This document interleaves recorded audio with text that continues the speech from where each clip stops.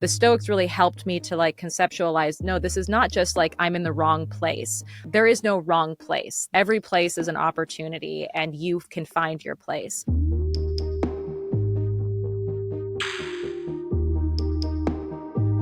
I don't know if you know this, but there was a Stoic who was wrongfully accused. Do you know Oh, about Rutilius Rufus? no, do tell. So there was a Stoic named Rutilius Rufus. He's living right around the time of Julius Caesar, Cato, Cicero, and He's a governor in one of the provinces of the empire, and at that time, that was like a cush job. That was where you would go to get rich. You were expected to be as corrupt as you could be to take Huh. home as much money as you could. You would basically plunder the provinces. And so Rutilius Rufus is sent, and he decides to do an honest job. Like he decides not to steal from the people whose job he is, or the people he's responsible for. So this is the decision he makes. But as you can imagine, deciding not to be corrupt is bad for people who are corrupt. Right. So he thinks he's doing the right thing, but what he's actually doing is pissing off a lot of very wealthy, powerful people who are saying, I don't think you understand how this is supposed to go. So they bring him up on corruption charges. That's how they decide they're going to get rid of him. And wow. so That's a very Trump move. I'm going to accuse you of what I am guilty of. Okay, got it. Every accusation is a confession, as they say. Yes. And so they accuse him of corruption. They bring him up on these charges, and he decides that the Stoic thing is that the charges are so spurious and so obviously bankrupt that he's not even going to defend himself. He's not going to say anything throughout the whole trial. So he doesn't. Meanwhile, all of his friends are pleading, begging him to stand up for himself. Cicero jokes that his lawyers must have thought that if they were to mount a vigorous defense and get emotional, they would be accused of not being Stoic. So he sort of willingly goes to his fate. He's convicted of the charges, and they give him one small mercy, which is they tell him, you get to choose your punishment. We're going to exile you, but you can choose where you would like to be sent into exile. Okay, so where does he go? He chooses the province that he was brought up on corruption charges in. And so they send him back where the people receive him with open arms because he was a good governor, and that's where he lives out the rest of his days. Is he living out the rest of his days, obviously not as the governor, just like one of the folks? Just a beloved private citizen. Amazing. A man of the people. Wow. What a great story. I love that he was like, I don't need to defend myself because this is crazy. And then, like, was he anticipating, though, that he would get convicted anyway? Because it seems like he had to know. I imagine his sense is this is a show trial. It doesn't matter what I say or do. Right. So I might as well make a statement about the legitimacy of the proceedings altogether. Although what I found fascinating about it is that his peers, his fellow Stoics, didn't necessarily agree with this, right? And so a generation or two later, there's another Stoic named Musonius Rufus, this is Epictetus's philosophy teacher. And he's exiled, I think, on 3, possibly 4 occasions. So this is just what would happen. Like, you would be a threat to the powers that be. They would bring you up on these charges, and then you get sent away. And he says, they ask him, are you going to go down like Rutilius? And he says, like, not a chance. He says, look, Socrates died because he didn't defend himself well enough. He says, I will. And so like, it's not as if, we had this understanding or this perception of Stoicism being simply passive. I think it's interesting that amongst the Stoics, there was some argument about how do you respond to a hopelessly corrupt, bankrupt proceeding, which may be a matter of life or death for you? What is the proper response? And they don't necessarily have a clear-cut answer. Totally. Yeah, that makes sense, because I'm curious to know if back in the day, public perception would have had any kind of role in how the proceedings played out, or if it was really just whoever was judging was going to judge with the way it was going to go, and it didn't really matter, like he thought. Yes, that we wouldn't say anything. Yeah. Well, and clearly public perception matters to a degree because the place where he's from, they see through what's happening and decide to receive him with open arms. Right. And they know that no one can claim that he committed any corruption crimes against them because he didn't. Yes. Yes. Were there, did they ever bring up any witnesses? Like, what was the, quote, evidence against him? I don't know. It's not a super well documented case. I think the historians at that time were just more interested in the kind of the pose of the defiant defendant as opposed to, the actual merits of the case. But it is funny. I was writing about this and I want to ask you a million questions, but I thought you might like this too. I'm writing about a similar thing in one of my books right now. Just because Musonius mentions, Socrates, what I thought was so interesting is, okay, so Socrates, it's not like a 10-person jury or whatever. In Greece at that time, it's 500 jurors. That's how many weigh the case. Oh, it's a Greek chorus. Okay, yeah, got it. It's like it would be like a large chunk of public life in Athens at that time, right? Wow. So these 500 jurors are there, and a good portion of them would have known him, would have met him in the street. And right. So Socrates is convicted, but by a pretty slim majority. It's like, I don't know, 300 out of the 500 vote to convict. And then Socrates is, again, given the chance to name his punishment. He's able to sort of explain his motivations, what he feels like actually happened. And so Socrates gets up and he says, well, not only do I think I should not be punished, he says, I think you should award me a pension, the pension that they would typically give to like the famous athletes. He's like, I think you should pay me because I've performed such a great service for Athens over the years.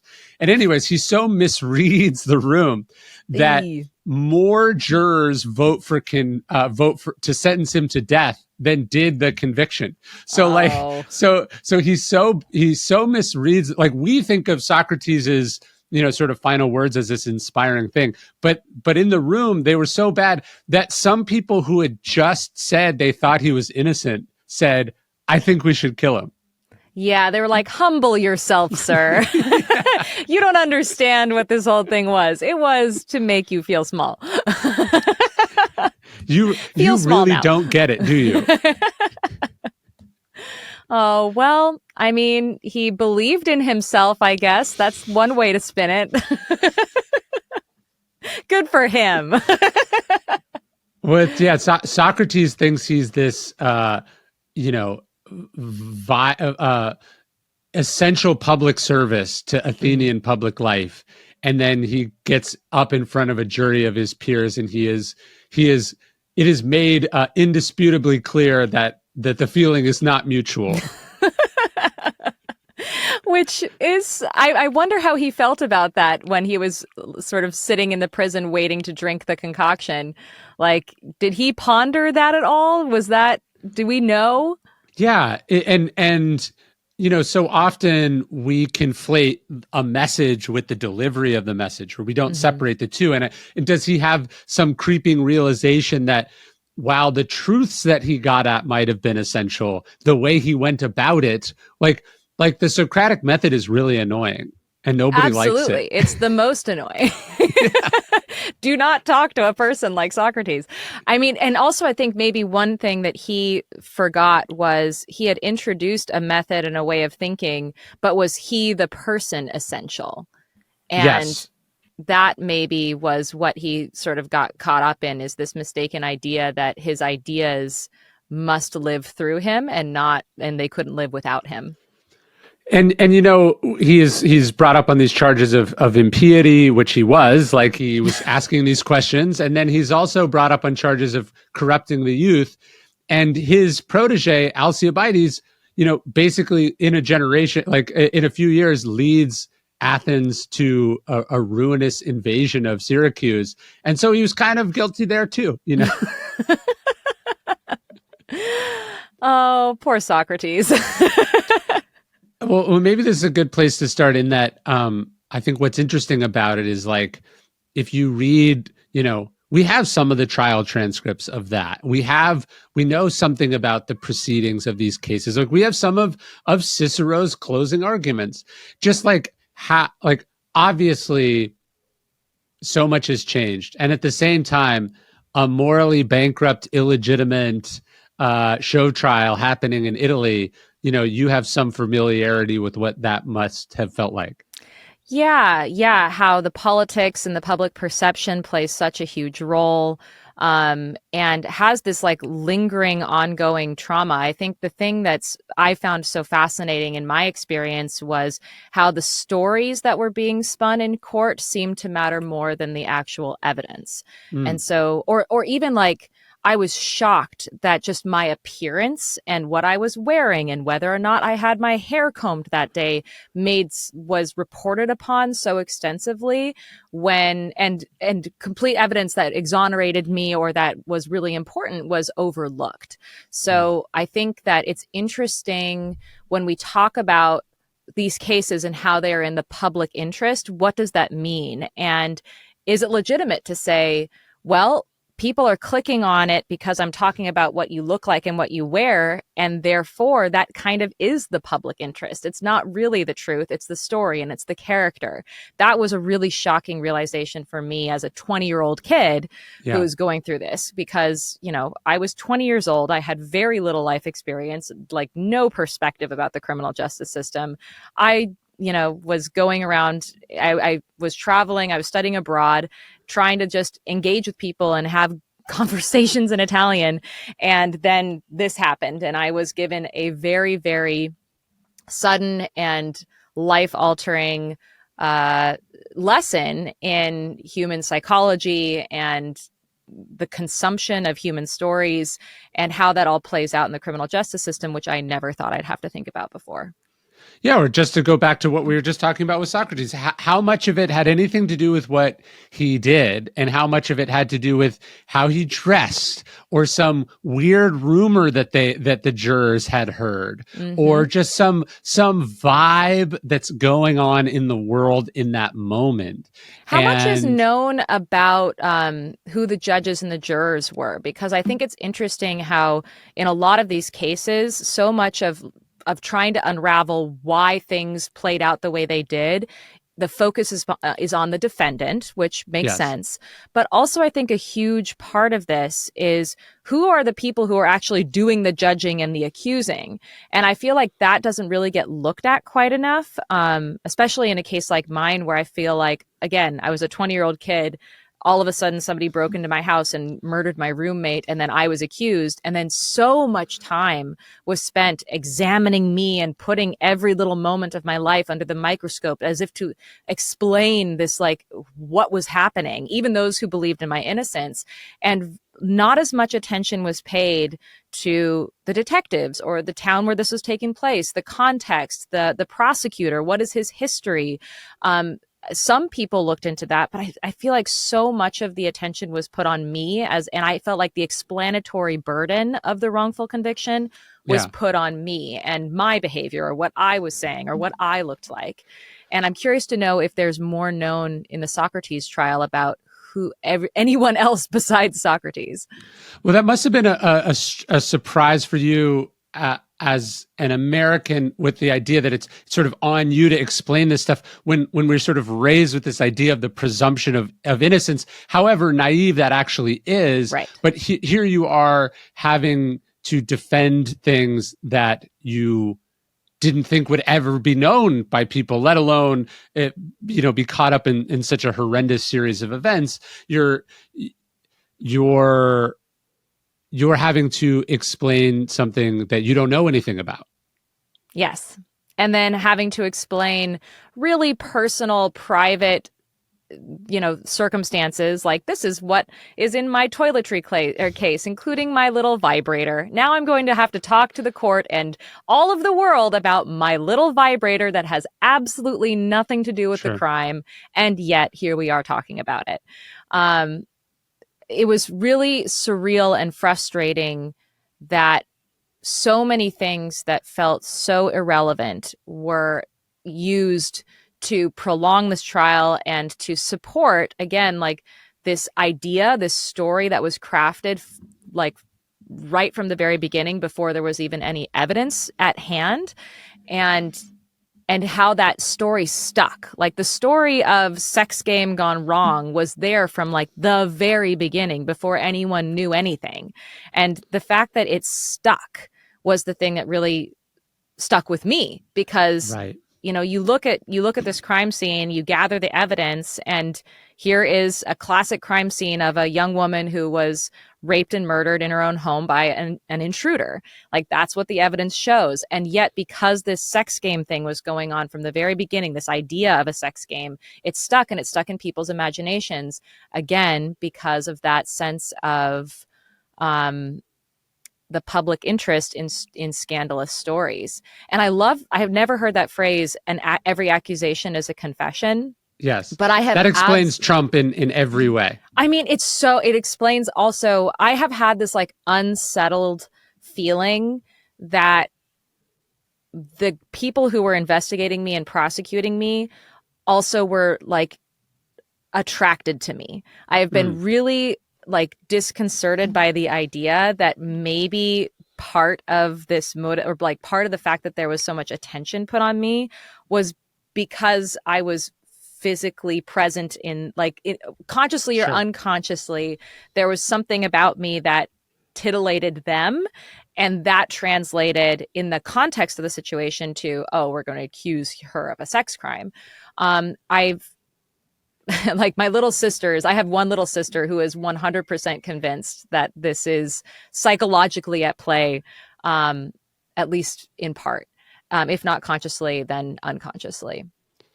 Yeah, to me, the most timeless part of the whole story, the through line between the examples we were just talking about and what happened to you, is the sort of the way in which events can take on a life of their own, and the way that human beings can sort of accumulate into a mob, into a frenzy, and that even in the ancient world, they're aware of this and trying to counteract it. One of the early Stoics, his name was Chrysippus, and he said once, look, if I wanted to be part of the mob, I would never have become a philosopher. And this idea of like, are you someone who sort of joins in when the energy and the pitchforks and the sort of tide is turning, or are you someone who kind of comes up with your own view on things, who feels sort of either suspicious or feels a little uneasy when people are rushing to conclusions about stuff?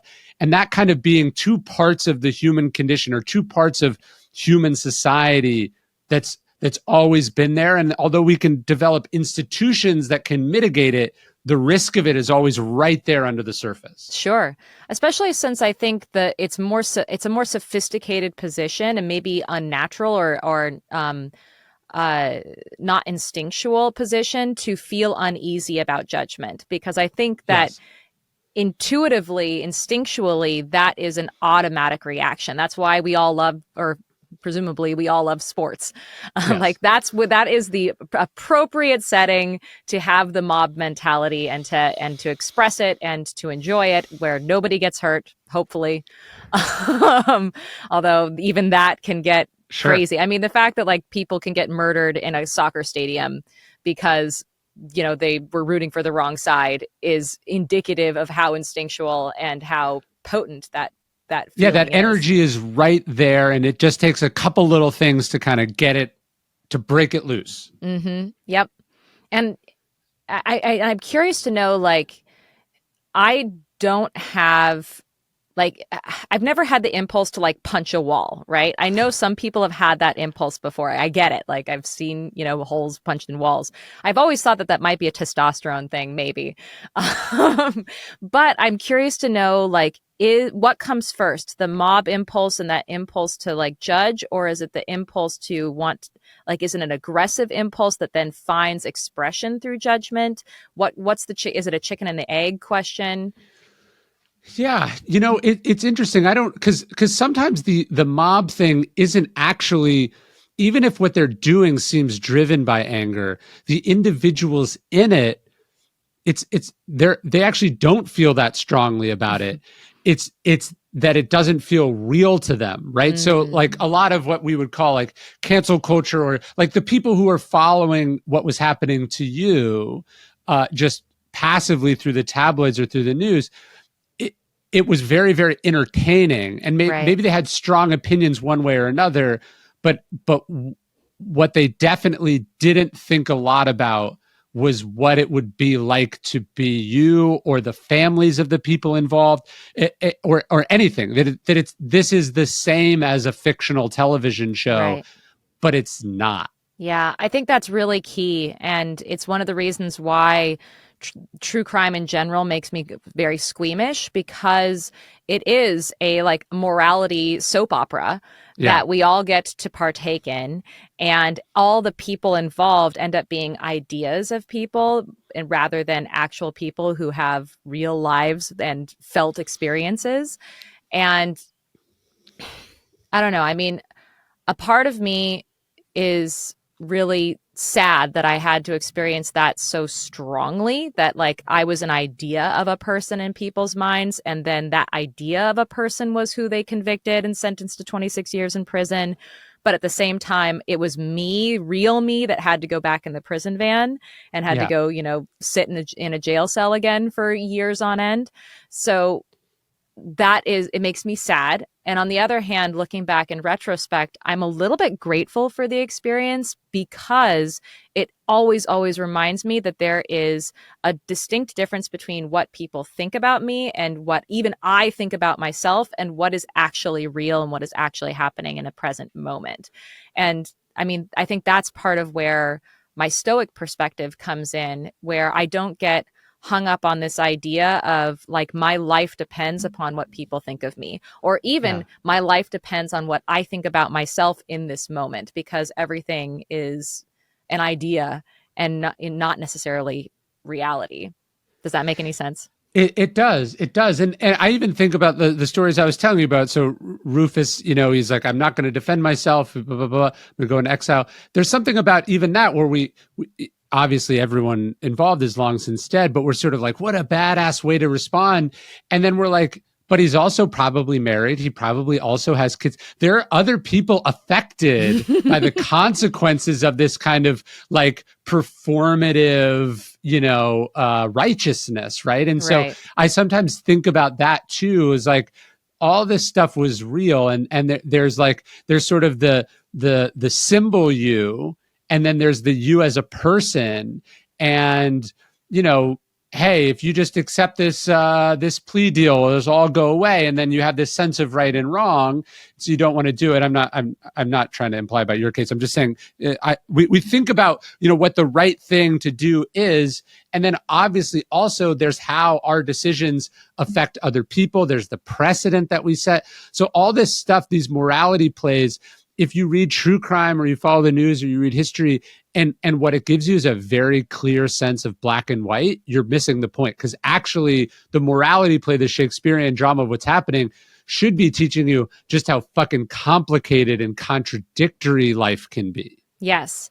And also that there are lots of powers at play. Like the person who finds themselves in the position of the defendant, the accused, is up against not just a person, but like a social construct, and Mm-hmm. is up against a history and precedent.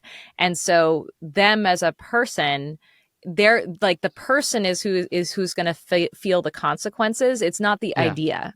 Yeah. It's not the idea of the person. And yeah, I mean, it's fascinating to me that historically you think about the big philosophers and the big gurus, and you're not typically thinking about their families and their kids and how they're affected by what's going on. Yeah. And yeah, I mean, I think that's true also in my case. And it's true in all wrongful conviction cases, really, because the way that the media portrays it is that you, the accused, are this eye in the storm, when in reality you belong to people, and Yeah. those people's lives get put on hold or are put into limbo or are completely destroyed as they are dismantled as they try to like hold you up so you don't just plummet into an abyss of judgment and punishment. Yeah. And every one of those people have to rediscover themselves and redevelop their relationship with their role in the world, given the consequences that idea of a person faces.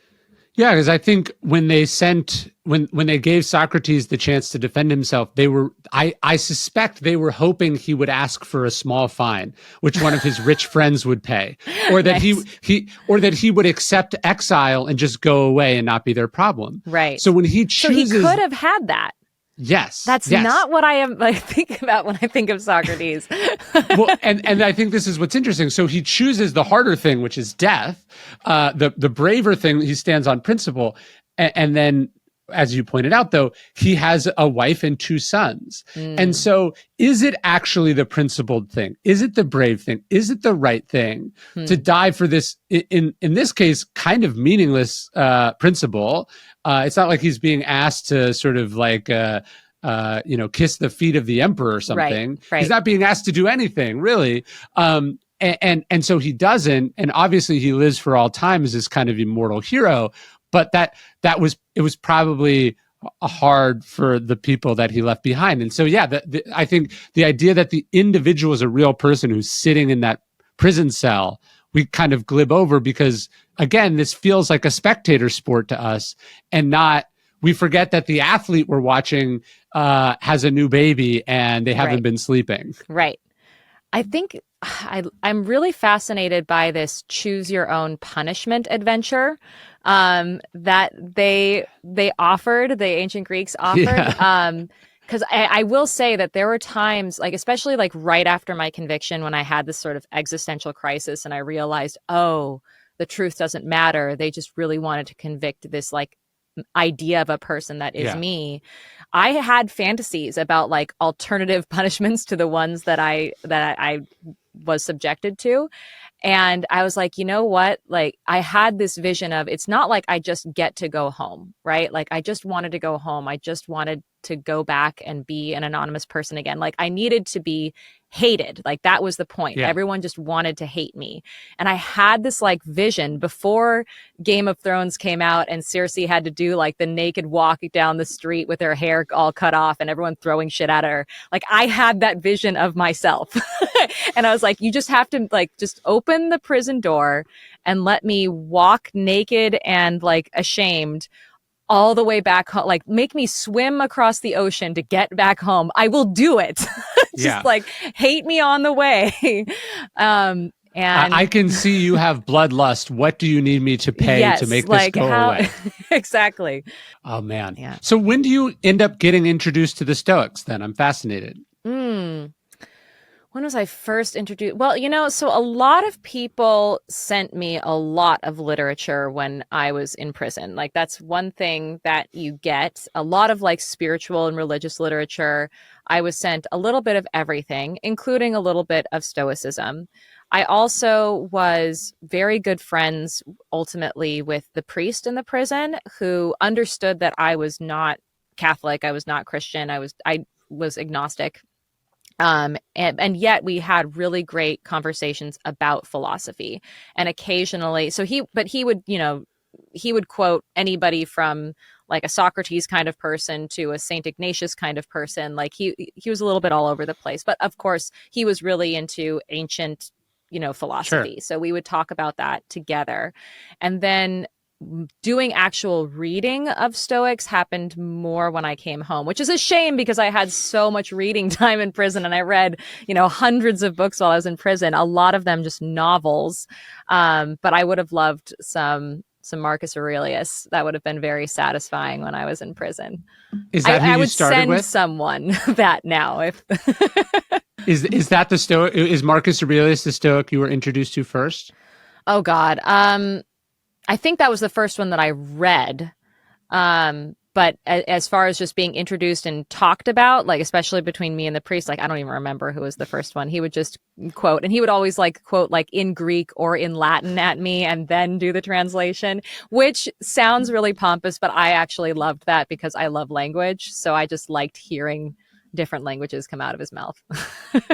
So when you did read the Stoics, I'm just curious what strikes you, because I imagine it would hit you differently than it's going to hit the alternative version of you that doesn't go through this ordeal. Right. And I think what's fun is that I was everything that I was reading was hitting me different than I think other people would intend it. So, the idea that like one idea that I was really interested in, especially when I was grappling with I'm not living the life that I thought that I should be living. I'm living this completely different life. I loved this idea of just, shit or get off the pot. Like you're living your life. Like this is it. Yes. So you might as well just live it to the best of your ability Sure. and like seek opportunities to be your best self, whatever the circumstances may be. That really resonated with me, particularly as I found myself immersed in a culture that was very, very in a social situation that was extraordinarily different than anything I had ever experienced before. Like prison was a very, very different place than the world that I came from. It Sure. was, it was closed off. It was really structured, and you were limited choices. But beyond that, there were people in there who had lived drastically different lives than me and had drastically different skill sets and resources. So on the one hand, I could read and write and tell them and translate for them. And on the other hand, they could give me a lot of life experience advice that I was completely ignorant about. And so I think that was a really interesting, the Stoics really helped me to like conceptualize, no, this is not just like I'm in the wrong place. Like there is no wrong place. Every place is an opportunity and you can find your place. But at the same time, I read things like, I was reading Harry Potter and let's see what the fifth book, which is the Order of the Phoenix. And I don't know if you're a fan of Harry Potter or not, but like there is like that book is like an extremely angry Harry Potter who is just getting trashed in the media the whole time. And I was like, I get you, Harry. I know that anger. Harness it. So yeah, I was reading and experiencing things in a very different way. And like escapism was also a huge part of it, like allowing Sure. myself the opportunity to immerse myself in stories like The Hitchhiker's Guide to the Galaxy, which was fantastical and stupid and silly. And it was exactly what I needed when I found myself in a cell with four other women, one of whom was threatening to beat me up every day. So, yeah. Well, it's interesting because when Marx really says, the obstacle is the way, I think if your life is cushy and awesome and wonderful, you're like, oh, this is a chance for me to do this awesome thing or to grow my business or to get stronger, to do you can have a very sort of glib understanding of it. Mm-hmm. And then I have to imagine going through something much more profound and earth shattering. There's another level that you understand what he's saying, which is there's an opportunity to practice sort of virtue, those virtues that you can only practice under extreme pressure. Yes. Endurance, forgiveness, Mm-hmm. Selflessness. And so I imagine when you're thinking, oh, hey, there's an opportunity to do stuff here, you're not just like, oh, this is a chance for me to improve my Italian. Although I do say one of the side benefits is that I did get fluent, so I did accomplish what I went out to Italy to accomplish. But yeah, no, the obstacle is the way is 100% like it's, and at the same time, I've grappled with that because a part of me has mourned the fact that the worst experience of my life has become such a definitive part of my life, like in the sense of defining me. Yeah. And I've had like for a long time, I mourned that fact, the fact that like I would forever be associated with a horrible crime that I had nothing to do with. And that in the eyes of other people, I was the girl accused of murder.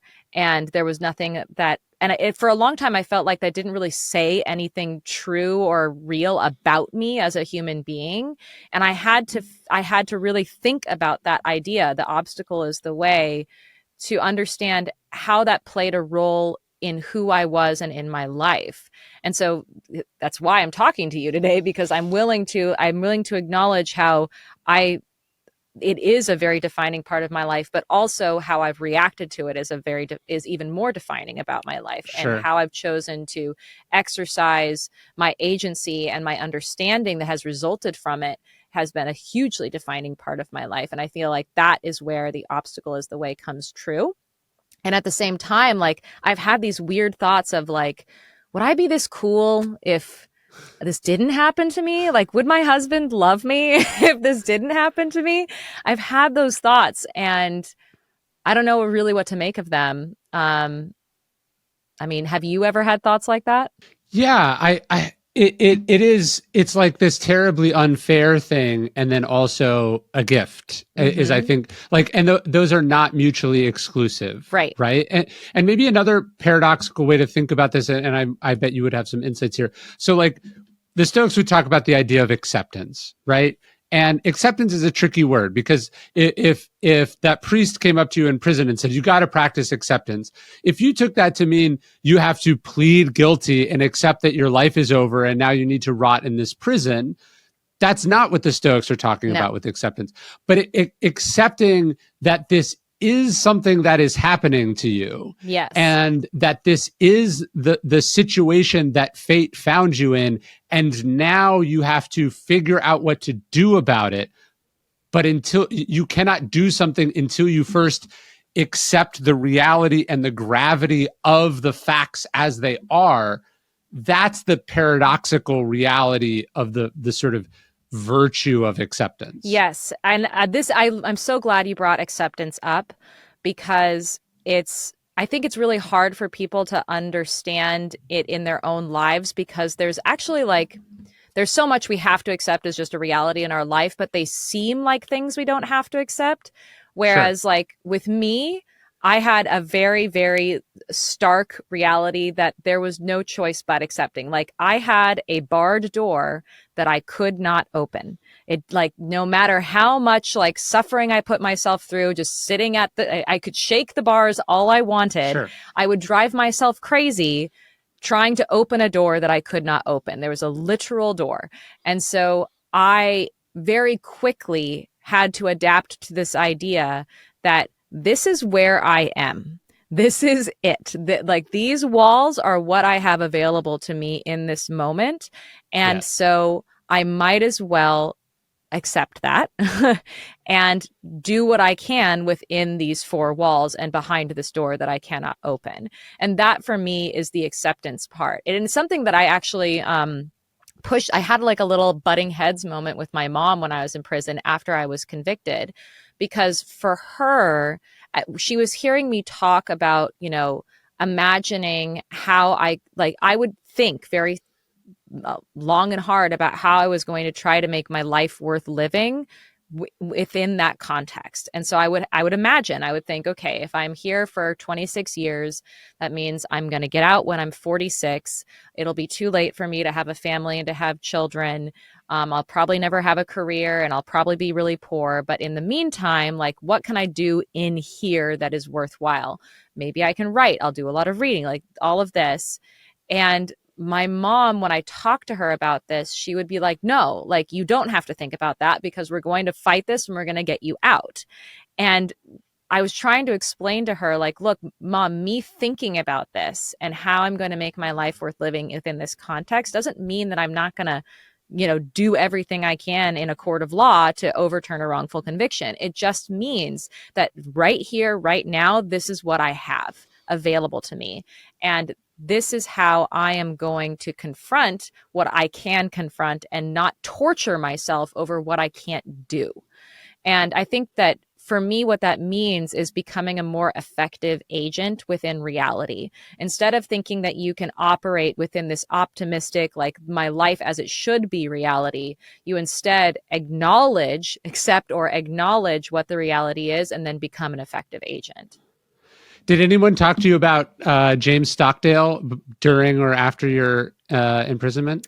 Is this the guy that was like torture, like Yes. yeah, the soldier? Mm-hmm. I read about him. Gosh, when did I? It's kind of recently, like maybe 6 months ago, I came across his story, but like in the chat, like a few pages in a book, Yeah. he was mentioned. Yeah, he's sort of a famous figure because he's introduced to Epictetus, one of the Stoic philosophers. He's doing a postgraduate degree at Stanford while he's in the Navy, Mm, and then he's sent to Vietnam, right. where he's in prison. He spends 7 years in the Hanoi Hilton, like with John McCain and a bunch of other figures.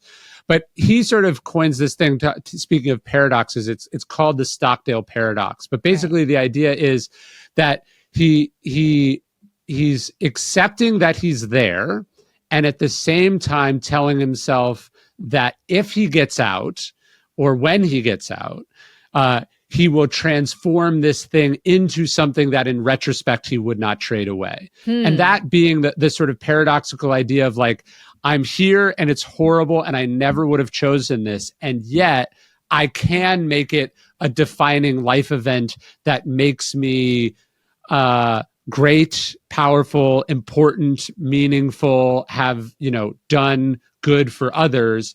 And that's sort of and on the face, those ideas are totally contradictory. And at the same time, maybe the only way to navigate something where somebody else literally has you under lock and key. Right. I think the other thing that I remember from that story was that he also looked at the other prisoners and saw that those who did accept the circumstance were the ones who survived. And those who Yes. were telling themselves, I'll be home by Christmas, I'll be home by Easter, were the ones who ended up not surviving the experience because they were giving themselves these benchmarks that were never that couldn't be fulfilled, and it just crushed them like psychologically and spiritually.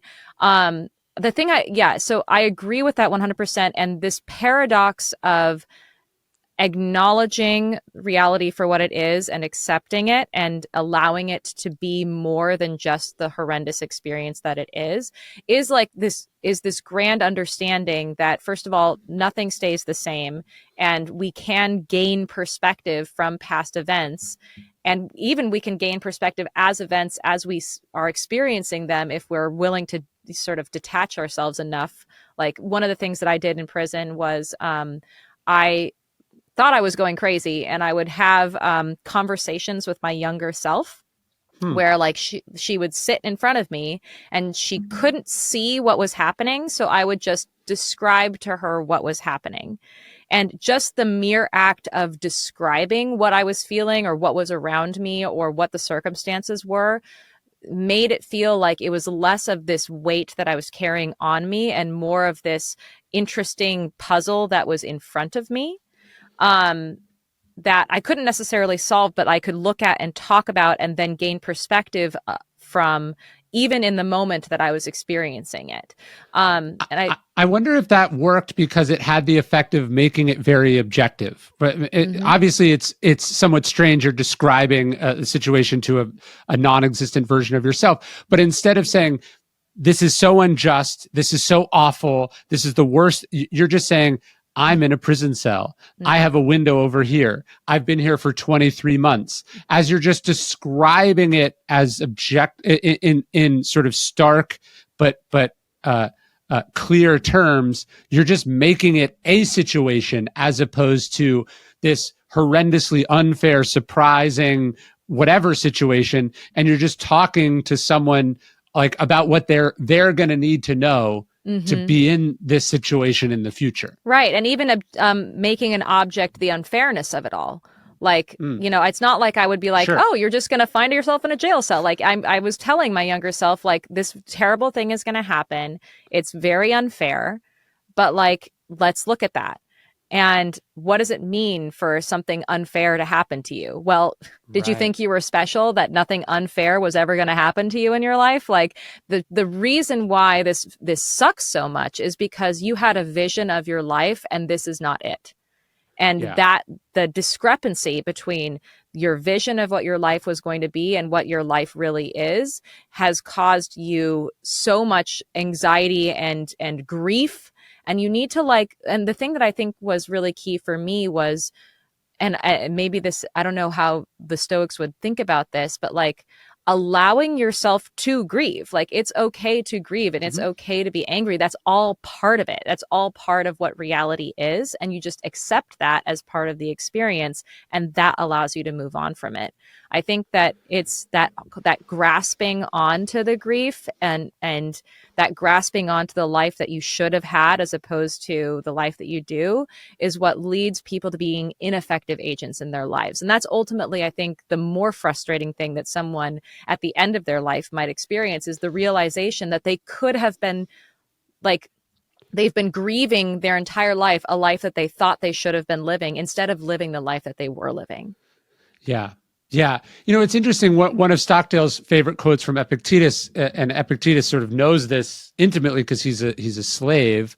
And he says, a prison and a podium. So like the highest place in Rome and the lowest place in Rome. He says each of these is a place, and inside of them one has a certain amount of freedom of choice. And so I think it's so fascinating, right? On one end of the sociological spectrum, you have Epictetus, who's talking about, hey, look, there's some things that are up to you and some things that are not up to you, and you just got to focus on what's up to you. Right. And then you have Marcus Aurelius, the emperor of Rome, and he's going, look, there's some things that are up to you and some things that are not up to you, and you just got to focus on what's in your control. And that this is fundamentally a problem you're having to deal with in prison, but it's not that dissimilar to the fundamental problem of human existence, to anyone, which is some things are up to us and some things are not up to us, and you've got to accept what isn't up to you and let go of the unfairness and the unexpectedness and the expectation and all that, and focus on what is up to you in this moment. What can I do? And what you can do may well be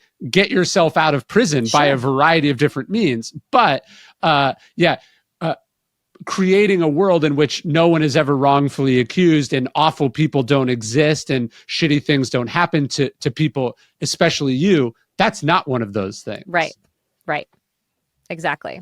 Man. So you mentioned earlier not understanding the impulse to punch a wall. I would think you would understand that impulse quite well. My impulse is sadness. I don't get angry that much. I get sad. So this is an interesting part too of a lot of like discussion about my behavior in the aftermath of like finding out that my roommate was murdered. A lot of people said that I didn't react the way that like an innocent person would. Sure. Which, whatever that means. But I mean, I think one of the things that was really tough for me in that moment was being a 20-year-old kid and finding out very suddenly that something way horrific that I had never anticipated would happen happened, but not having seen it myself. Like, I think one thing that people forget is that I never saw into the room where my roommate was murdered. Unlike one of my roommates, I had two other roommates. One of them was there and she saw into the room. And so outside of the crime scene, like outside of our house, the news media is focused in on us. And I'm standing there sort of looking bewildered as people are like screaming around me in Italian and I'm trying to figure out what's going on. And they're saying, look, there's one roommate who's crying and one roommate who's not crying. And she's just bewildered. And I try to point people to the fact that, like, remember the context. Like, here's a 20-year-old kid who's like, what the fuck is going on? I don't know what anybody's saying. Oh my God, is someone dead? Like, what is happening? And then, like, not knowing, like, our emotions require us to have the ability to process information. And for me, the information that I was processing in prison was that for some reason, people seemed to hate me. I didn't understand why, but at the same time, I intuitively understood that it's not like I didn't imagine the detectives and my prosecutor back at the police station cackling to themselves about how they had just put an innocent girl in prison. So I didn't have this vision in my mind that would make me angry. I had a vision in my mind of my helplessness to make myself understood by people. And therefore, that's why they were accusing me of a heinous crime, because they didn't understand me. And that made me sad because I felt powerless. And so I experienced a lot of my journey not in anger but in sadness, and I my emotional default setting even was set to sad. Like I woke up sad, I spent the whole day sad, and that was like, it was okay in the sense that it was not like this grasping sadness, this like suffering sadness where I was expecting to be happy. I was just like, that was just where it was. It was very tepid and still. It allowed me to have a sense of clarity because I was looking objectively at the situation. So was the risk for you then like despair as opposed to rage? Like Yes. the what you could get eaten up by was despair and hopelessness as opposed to Yes. anger and frustration and Yes, yeah. The feeling that like there was nothing, like, so again, back to like you want to be an effective agent in the world. There were times where I struggled with the idea that there's not, like, again, you go into court, it doesn't matter what you say, they're going to find you guilty anyway. So that feeling of there's nothing I can do to change yeah. my circumstances. The only thing I can do is accept whatever's going to happen. And I pushed against those impulses because I thought, is that despair talking to me or is that reality talking to me? Which one is right? Is there something I can actually do?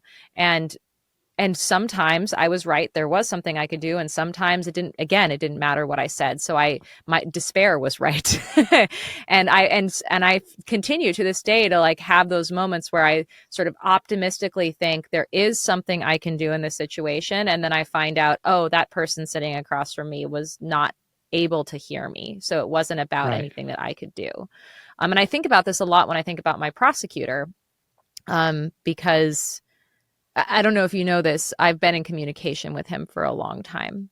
Mm-mm. Oh yeah. That it's not like a huge news thing. But like I've really, again, I assumed that the person who was accusing me was not doing it because they were an evil, cackling sociopath. It was because they thought they were doing the right thing. He Sure. is the hero of his own story, and somehow I'm the villain, and I wanted to understand why. And so I reached out to him and tried and have spent a long time trying to understand his perspective and give him the grace of being a flawed human being. And it's been like, at times there have been times where I've tricked myself into thinking like, oh, if I could just say the right thing to him, he would like Yeah. have an epiphany and figure it out and tell the whole world that he was wrong and everything would change. And then I have to Yeah. like pull back and go, you know what, Amanda? Like, that's a really fun fantasy.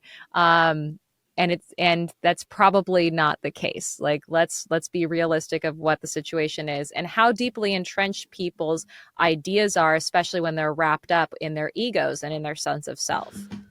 Or their profession, right? What I don't think I could be a prosecutor because I don't have the certainty that would allow me to say, "Hey, I've looked at this and I know, and therefore I'm gonna suggest this person be put to death or put in prison for a certain amount of time," or the ability to say, "Hey, I know this to 60% confidence."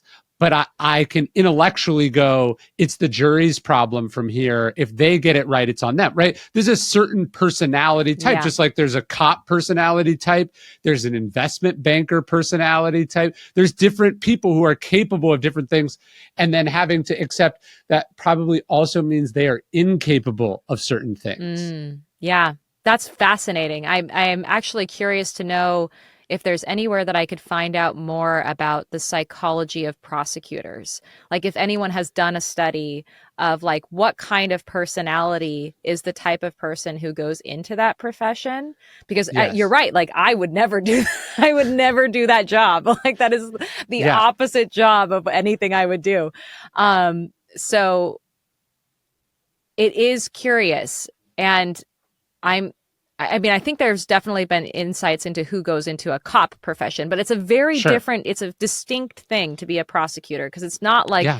you don't have the rush, the adrenaline rush of being on the street and like interacting potentially with criminals as crimes are taking place. Like you're not solving puzzles by, like talking to the man on the street. You are an entity who represents the state, who is there to who is there to present a narrative that is attempting to convince a group of people who are ideally the most ignorant people that you could find of an idea so that you can then impact another human being's life in this like fun, like in the most strong way that a person can, because you have the force of the state behind you.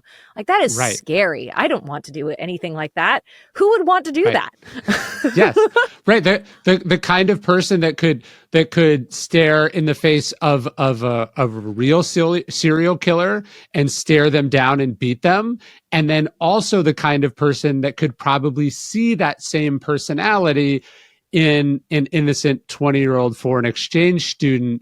And as every plea and countervailing piece of evidence and little strip of doubt creeped in, to be able to push that away, right? It's just like the kind of person to be like, first off, who becomes a soldier, and then what is the training that you undergo to be able to effectively be a soldier. This isn't a thing that you can naturally do, or you can't naturally do at the level that you're being asked to do it. And there's a culture and also probably a predilection and all these factors go in there. And yeah, it's you also that must be, you have to be a competitive person, for sure. What do the Stoics say about competition? Well, one of my favorite quotes in Marcus Aurelius's Meditations, he says, ambition is tying your success to what other people say and do. So like, I want to be consul or I want to be senator, so I got to get these people to vote for me. I want to be a best-selling author. I have to sell a certain number of copies. The bestseller list has to accept me, etc. He says sanity is tying it to your own actions. And so like he's saying like, look, it's better to have goals that are up to you versus goals that are up to the market or other people. And so this is kind of a Stoic idea throughout. Epictetus says something about only entering competitions where winning is up to you. And so if you're someone who like, look, I want to be the best that I'm capable of being, I want to fulfill a certain amount of potential, I want to do this thing, like I want to climb this mountain, as opposed to I want to be the fastest to climb this mountain, or I want to beat all the other people that are climbing it at the same time. To me, that's kind of where they come down, because ultimately it's that same fundamental distinction of, are you interested in things that are in your control, or are you after things that are outside of your control? Totally. Love that. Okay. Yeah, that makes sense. I'll climb a mountain. How do you deal with, like, I feel like lately I just kind of have this low level, and it's starting to not be so low level, but just dread of what, talking about knowing what could happen, right? You like this sense like, hey, if this happens, then this will happen, and then this will happen, and that's not going to be good for anyone. This kind, and I imagine you must have felt like, because what's interesting about your experience, it wasn't like this horrible thing happened and then like 6 weeks later this horrible verdict was handed down and then that was just it. It's been this kind of, not even a roller coaster, because it's been like this cyclical thing where like the same thing was happening over and over again. Was it going to be different this time? No, it wasn't going to be different this time. And just the powerlessness that you must have had over affecting the outcome one way or another. As you've come out of this, what advice do you have for people who are like, oh man, the next 4 years could be fucking horrible? Well, one, I would say that as someone who spent 4 years in prison, I would say that you'd be surprised how fast 4 years can go. It like the days are long, but the years are short. Everything is impermanent. So don't feel like it is the end of the world. This is going to last forever. The other thing that I would say is, it is frustrating because, especially in the political climate, it tricks you into thinking that like you matter because your vote matters, and your vote does matter, but like ultimately, like there's this lie that's pitched to all of us that any one thing that we could do would make a Yeah, difference in the entire outcome. And I would say that, like, look, we are better equipped to, like, of course, interest yourself in what is happening nationally because we are a part of this nation, but sure. also in like really hone in on like what it is that you can actually affect change on, recognize your place in this broader scheme of the political climate, whatever it may be. So like to give an example, um, when I think about what my role is in all of it, it is not to be an expert in every single frickin' thing that is going to be of concern to every single one of us. I am concerned with criminal justice related matters because I have personal experience with that. And I also Sure. have an opportunity to affect a certain kind of influence that might be beneficial to other people. So that's where my focus is. And it is recognizing that if it's, even though I may be concerned about climate change, nobody really gives a shit about what I think about it. Sure. So instead, try to like find those people who might have something that could be influential, and see how you can support them or support their work. So there are a lot of great things that people are doing, especially on the local level. I think people really overlook the power of things that are happening locally around them, and we don't really feel like we're a part of a community very much in these modern times. I'm very fortunate because I live on a little island in the Pacific Northwest, and so because we're an island, we seem to recognize that each individual one of us plays a role in our community and has an impact. Like, you as a person in whatever your community looks like has a role and can have an impact on the people that are directly around you. And that impact then can magnify as they impact others. So I would say, like, focus on what is close to you. And is that something you found? I imagine being in a prison cell with a number of people, Mm. and you're like, well, I can't do anything about what's happening in the outside world, but I can help this person write a letter, Yes. or I can help them, read something, or you can help in the individual across from you in some small way. Yes. And in a way that no one else can. Like, there's really, I think the most fulfilling work you can do is when you realize that you were the only one who could have stepped in and done it. So find that. Yeah, that's beautiful. So last question. We talk a lot about the sort of collapse uh, of institutions or belief in Mm. institutions. You watched an institution degrade itself in front of you, right? Not just like, hey, this abstract idea, is there problems with the justice system? In this case, it's a foreign country, but you watched it do the opposite of what it's supposed to do, Right. and it stole from you the most valuable thing there is in the process. As you come out of that, thinking of despair, like we were talking about earlier, how do you go through the world and not just be cynical and nihilistic and doubt and hate everything? Like, or maybe you do, but how does that inform your worldview? I don't doubt and hate everything, and I'm not cynical. I would say that the thing that I realized was not that these institutions that I had faith in before no longer deserve to have faith in them. Instead, what I recognized was these institutions are not ideas of institutions. They are constructs that are created by people. And they are tools that we as human beings have developed to help us function in these ginormous societies that we now belong into. And so we are ultimately responsible for how those tools are wielded, and whether or not we can't just take them for granted. Right. Like, so I Right. think that is the thing that I took for granted, that the justice system was something that, took the guilty people and put them away and let the innocent people free. And I also took for granted that the media their job was to report the truth. And instead, what I found was that these are institutions that are populated by people who are flawed, who are influenced and who are biased and who have incentive structures that may not necessarily be poised to arrive at what they were intended to arrive at. And Sure. so I think that for me, what that leads me to recognize the fragility of these institutions, but also their potential, and how more literacy and more awareness of how the sausage gets made in any of these institutions can only make us better, again, effective agents within that reality.